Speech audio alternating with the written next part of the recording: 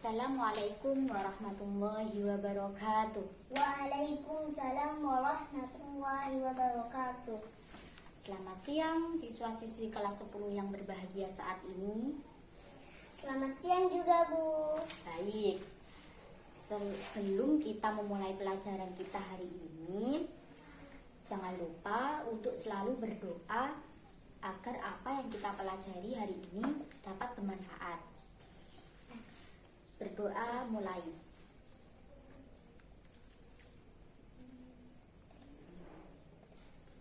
Baik, langsung saja ya.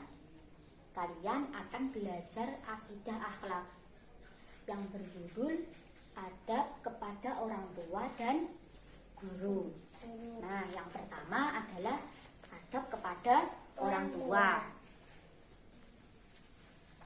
Di dalam kitab suci Al-Quran seringkali ditemukan perintah berbakti kepada ibu dan bapak beriringan dengan perintah setelah menyembah Allah. Sebagaimana dalam firman Allah Subhanahu wa taala berikut ini, A'udzubillahi minasyaitonirrajim. Bismillahirrahmanirrahim.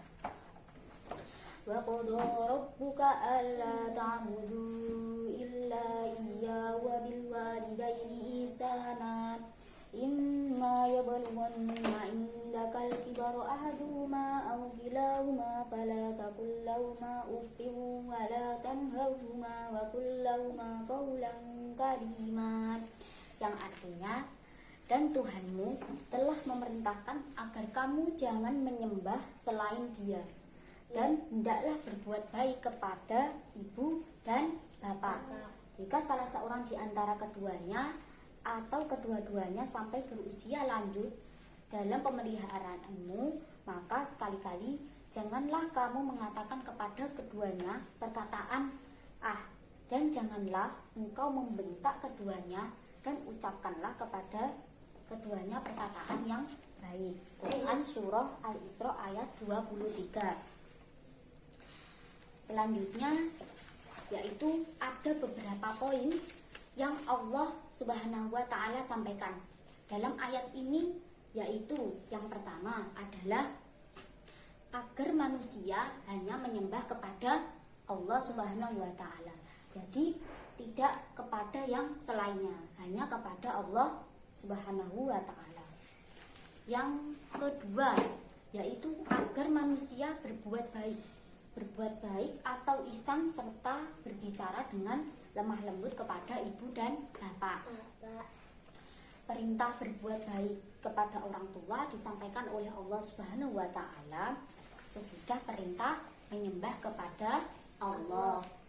Hal ini tentu mengisyaratkan betapa pentingnya berbuat baik terhadap orang tua. Oke, yang ketiga yaitu apabila salah seorang di antara kedua bapak ibu atau kedua-duanya telah berumur lanjut hingga mengalami kelemahan jasmani dan akal, mereka akan seperti anak-anak. Dalam keadaan yang seperti ini, kita anak wajib memperlakukan mereka dengan sebaik-baiknya.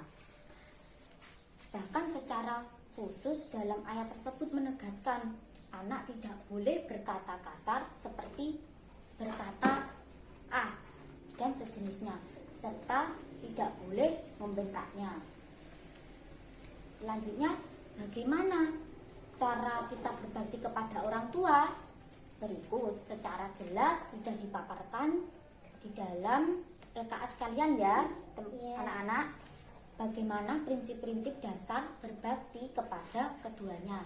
Yaitu poin pertama, hendaklah kita selalu tunduk dan patuh kepada orang tua dalam segala hal yang baik-baik, kecuali jika keduanya memerintahkan untuk keluar dari agama Islam, memerintahkan sesuatu perbuatan syirik atau perbuatan-perbuatan jelek lainnya. Jadi Tapi penolakan itu harus dengan cara yang halus. agar tidak menyakiti keduanya. Selanjutnya yaitu poin kedua, jangan berkata kasar. Berkata pun sudah dilarang, apalagi yang lebih dari itu seperti membentak, memaki, bahkan sampai memukul.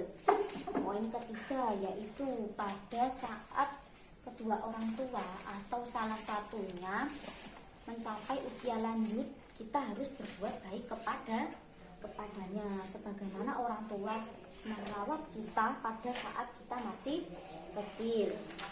Selanjutnya yaitu selalu berusaha bersikap dan bertutur kata yang lembut, yang menyenangkan hati orang tua dan menghindari hal-hal yang menyusahkan hati kedua orang tua.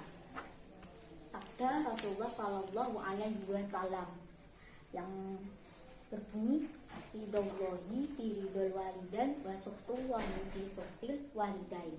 Artinya, keridhoan Allah dalam keridhoan kedua orang tua dan kemurkaan Allah dalam kemurkaan kedua orang tua.